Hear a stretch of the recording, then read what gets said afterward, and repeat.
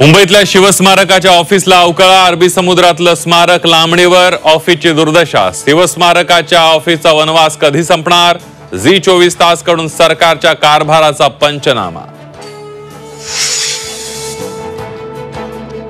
राज्यभरात औरंगजेबाची कबर हटवण्याची मागणीसाठी विहिप आणि बजरंग दलाचं आंदोलन. औरंगजेबाच्या कबरीविरोधात वातावरण तापलं.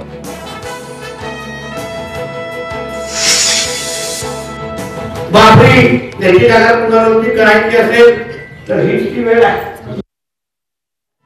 औरंगजेबाची कबर हटवण्यासाठी बाबरी सारख्या आंदोलनाची गरज. मत्स्य व बंदरे विकास मंत्री नितेश राणेंचं वादग्रस्त वक्तव्य. पुरातत्व खात्यामुळे औरंगजेबाच्या कबरीचं संरक्षण करावं लागतं, हे दुर्दैव.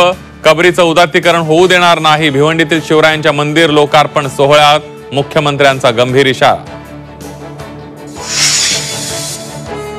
उपमुख्यमंत्री अजित पवारांचं लाडकी बहीण योजनेबाबत मोठं विधान. लाडकी बहीण योजना बंद होणार नाही, योजनेत बदल होणार. अजित पवारांचं विधानसभेत वक्तव्य.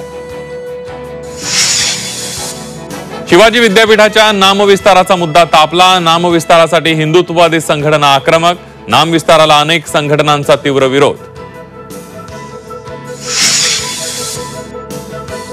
आणि सोलापुरातील 9 उपसा सिंचन योजनांना मंजुरी. योजनेसाठी 504 कोटी रुपयांची तरतूद. योजनेमुळे शेतकऱ्यांना मोठा दिलासा मिळणार.